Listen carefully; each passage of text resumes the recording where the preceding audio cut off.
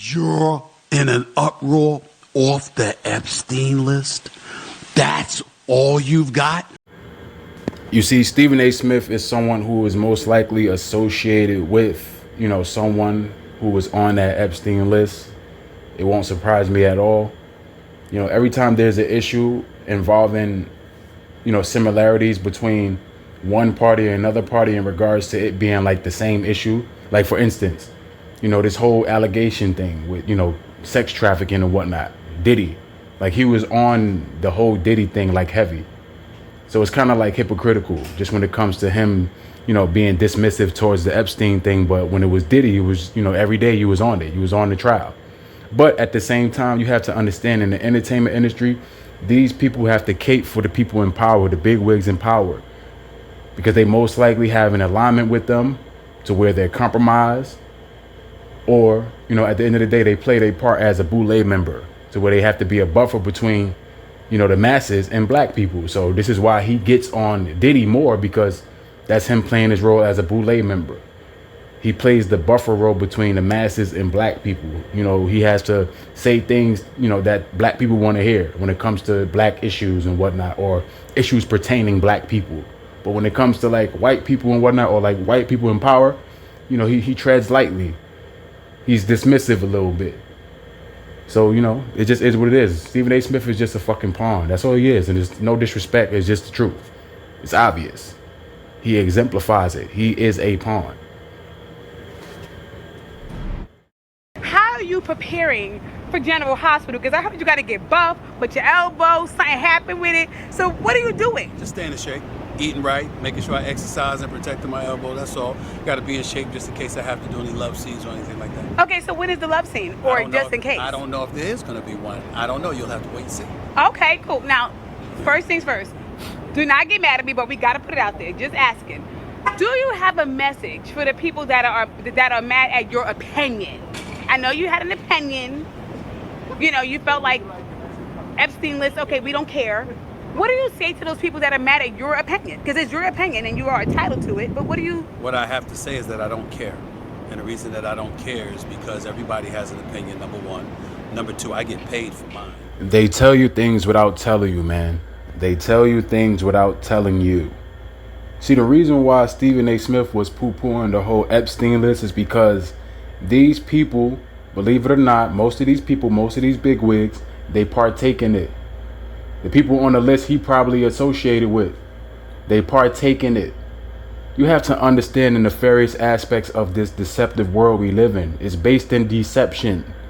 You cannot count on, the mainstream news to tell you anything that's substantive regarding these things. These people, they're aligned with certain things that's sinister, that's beyond, the pale of understanding morale, understanding, normality, or more so understanding, principles and morals. I'm telling you, you have to understand what world you're living in and what's before you. These people tell you things without telling you. They tell you these things in plain sight, and motherfuckers just never get it. That's how you know that it's only meant for certain people to understand what's really real out here.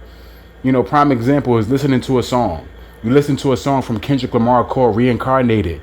If you listen to the lyrics, if you know how to comprehend what you're listening to, then you know what he's telling you on that song. But people still, they just docile. That's how you know. Motherfuckers just spiritless out here. Spiritually dead. Don't have no spiritual inclination. Don't have no spiritual, understanding of what's right, what's wrong, or in general. It's like you listen to that song and no one says anything about it. There's no coverage of it on some like, hey, this is contrary to anything righteous. He's letting you know who hovers over the entertainment industry, that being Lucifer. And people just, this is art. Oh my God, Kendrick the greatest. He's the GOAT. You motherfuckers is fucking drones. You so fucking lost. And it's no disrespect. I'm not cussing for no disrespect or to be demeaning. It's just a righteous, it's just righteous indignation, I guess. Like this world is so full of shit. It's so full of shit. This shit, it should just destruct already. It should just destruct already. Stephen A. Smith is someone who is poo-pooing the Epstein client list because Obviously, he partakes in it, or he has someone that he's associated with that partook in it. Like this woman right here, I'm sure she partook in, what took place on that island. If you look at the set for Ellen DeGeneres', show or what have you that she used to have, because I don't think she had the show anymore because she moved out of country because of one man being elected as president. All this narrative shit. You letting that one man have power over you to the point where you move out the country like a fucking clown. But that's a narrative thing. That's not reality. That's narrative. This whole fucking world we live in is narrative based. And it's getting more and more clearer the more and more we draw nigh to what's imminent when it comes to destruction. But you see this right here. You see this set right here. This is obviously a replica of Epstein Island. This is obvious. And the reason why I'm emphasizing it in this way is because you have these idiotic ass people who still gainsay and say some shit like, oh, you're stupid. How could you say that this is Epstein Island? Like, bro, look at the goddamn set and understand what these people are a part of. Because it's not just so much so observing this.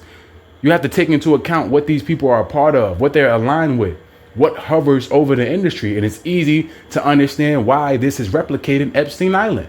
We already know Ellen DeGeneres, she's a degenerate because she's a lesbian woman who pushes, all of these things that's contrary to the Heavenly Father. She's not a righteous person. She's a degenerate. That's a play on her name. Like, this person is far gone. And obviously, this was a thinly veiled way of letting you know what Hollywood is about. They only singled out certain individuals so they won't make you think that that's a cultural thing within the entertainment industry. But it is. They're pansexuals. They are. They believe in sexual fluidity. They do.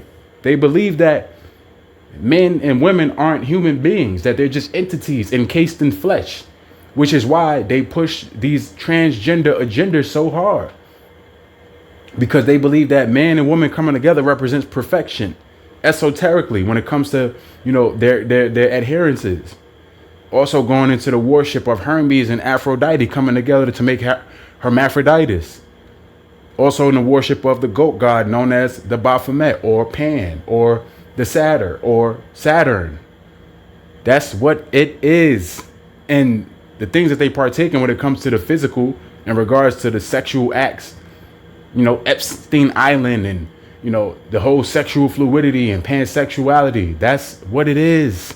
That's what it is. And you have to put things in proper context for you to come to a better understanding. There was a situation with Isaiah Rashad where it came out that he was giving fellatio to a white man, and they had a video of it, right? They had a video of it, and he came out and said that, yes, I am a pansexual. I am sexually fluid. That's what he said, but he said that to clean it up. He's really letting you know that he worships Pan and he has sex with all things. When they say they sexually fluid, they mean that they're into men and women. But why don't you just say you're bisexual? Because there's more to it than that. They have sex with all things, animals, objects, anything. Believe it or not, man. That's what the entertainment industry is about. It's an ugly industry. It's not something that you just make it and you're a star and you rap in front of fans and the fans love you and there's just no compromising. No, that's not how that shit work. You cannot be a regular person and be in the entertainment industry. You have to cross over. You have to turn aside. You have to. You have to worship pagan gods. You have to. They push it. It's obvious. There's so many videos that cover, the revelatory aspect of it. It's not just something where, you're suspicious and you're just saying shit. No, like they tell you. I've done videos of it. And I'm only saying this to say, like, brothers, sisters, wake the fuck up. Not all you brothers, I already know y'all know what time it is, but wake the fuck up. It's in your fucking face. Stop this plausible deniability. Stop all that bullshit. We live in a sinister society. We live in Satan's world. That's just what it is. This is not a righteous society. It's not. Look at this. Come on, man. This is plain. This is a replica. Well, this set is a replica of this right here. It's plain. It's plain. And you read an article of Aaron Rodgers where he talks about it. And people in the comments call him stupid. They say, oh, you're on the other side of stupid. It's like, bro, how fucking spiritually lost are you? And not to say that Aaron Rodgers has spiritual inclination, but he knows because he's in the entertainment industry. You have something called buffers, where it's meant to let certain people know, and certain people who still docile and dumb, deaf, and blind, they're going to maintain that. Because they're going to deny it and say, oh, Aaron Rodgers, you're crazy. Because they live in their existence where they're delusional. It's okay. Us, the ones that the Most High bless, as well as certain astute people, we know what it is in this world. We know this nefarious world. We know how deceptive it is. Be not a friend of this. That's why the Most High emphasizes. He said, be not a friend of this world. Everything about this world is based in deception, man. There's only safe havens. And when it comes to safe havens, I'm talking about like of a modicum of truth or a modicum of righteousness or principles, morale, for the most part. But in this world, this shit is all upside down. That's why more people pushing this whole universe shit. The universe is doing this. Like we are more and more in this Luciferian vibration because we are nearing the end. It is what it is. But when I say nearing the end, I'm not speaking for the Heavenly Father, because the Most High is the one true God who lets us know that a day is like 1,000 years. So it's all about the understanding. And it's not to say that, you know, destruction is going to come in 1,000 years. It's to say that you are not the one who makes that call. No man knoweth. That's why we got to endure. But we know based off of the signs. It's like he dropped little hints. He let us know based off of the signs. But we don't have the confirmed date or time. We just know that it's coming based off of the signals. But man, it's obvious, man. Wake up. Wake up. Stop this bullshit. Stop being so easily deceived. Stop being so docile. Wake your ass up. Learn a thing or two. Humble yourself to the Heavenly Father, man. Golly. God bless you all. Shalom.